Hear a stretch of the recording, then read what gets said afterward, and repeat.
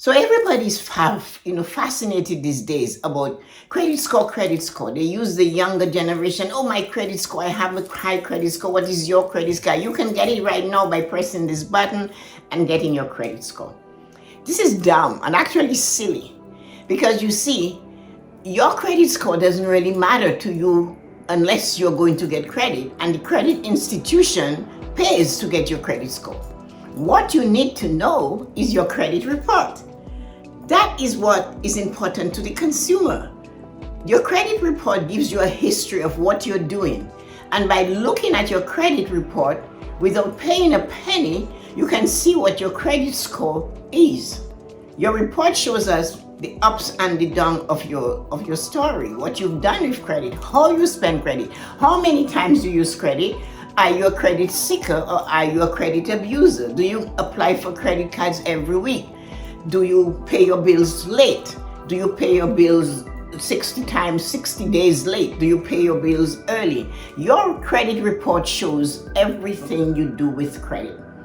It shows when your credit report was open, the things that you have on it. You'll notice if it doesn't belong to you, somebody with a similar name, similar social security SIN number might be on your report and it has nothing to do with you. So while you're busy worrying about this credit score, unless you check your credit report, you won't even be able to get credit. They will tell you need to do this and this and this and pay us $29.99 or something of that number to get the credit report, and we will fix the credit report for you to get your credit score, and then we'll fix it for you. But that is something you can do yourself. The government says you get one credit report every year for free. My job to tell you, get your credit report. Sit and go over it diligently. Look at all the credit facilities. Like when I say credit facilities, all the things that are on that report that shows your name. Double check. If your name is Mary Ellen and it says Mary Allen, then check to know it's not yours. That will cost you money now and time to go to get that removed. So this is what you should be looking at, your credit report. The companies that are going to give you credit pay a fee to these credit granting agencies, and they check and they get all the information they want about you. They will also get a report and they get a score. They are the ones who need the score, not you. The score tells them, it's like your score at school, how well you're doing. You have an A, you have a B, you have a C, you have a D. Did you fail? So any credit score below 600 is not good, or 700 is not good. Anything in that category, it has to be 8 and above, is really, really good. But you are paying for something you do not need. Mind you, it's not a huge amount of money, but it's still your money. So $30 a year to get a credit report, and you're not buying a house, you're not buying a car, you're not doing anything. Whereas you could just get that credit report, look at it, study it, and know what you need to fix or what you need to get them to change. And that's the whole thing about a credit report. So the low credit score that people talk about, that low credit score is your concern. But you can fix it before the financial institution finds it.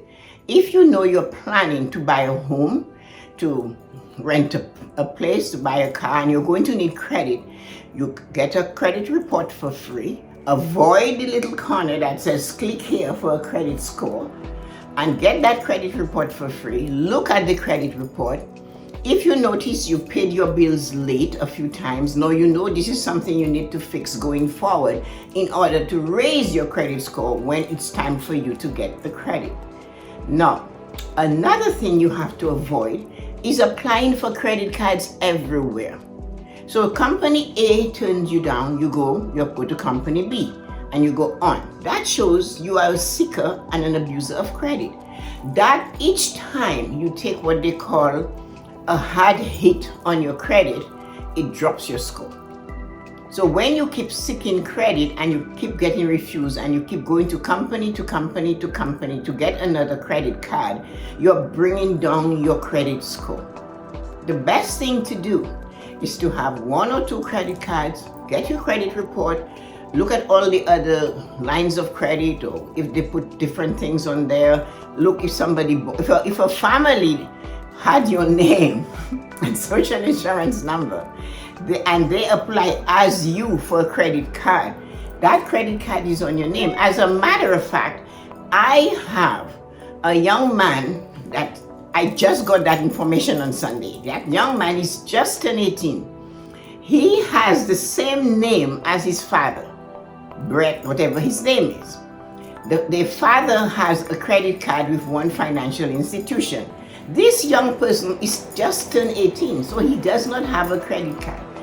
When he went to the bank, because he turned 18, to get his first credit card, they said to him, "You have a credit card with such and such bank." He said, "No, I don't. I just turned 18. No, that's going to cost the family time and money for them to remove his father's credit card of his name on his name. They have to prove that he is not the person with that credit card. So these are the things a credit report shows you. If the family had realized there was that type of mistake, they could have put a credit on him and say, well, he's not even 18 yet and he has a credit card. But now they found out because he is 18 and is applying for his first credit card. It's going to cost them time. It will take a long time, and of course time is money. So now he has to wait until this is cleared up. Even if his father calls and says, "This is my card, why did you put it on his name? Look at the social insurance number." They even begin with different numbers, from a 40-year-old father to an 18-year-old person. There's a big gap in the numbers, but it will take them money. They have to prove that he is not the holder of that credit card.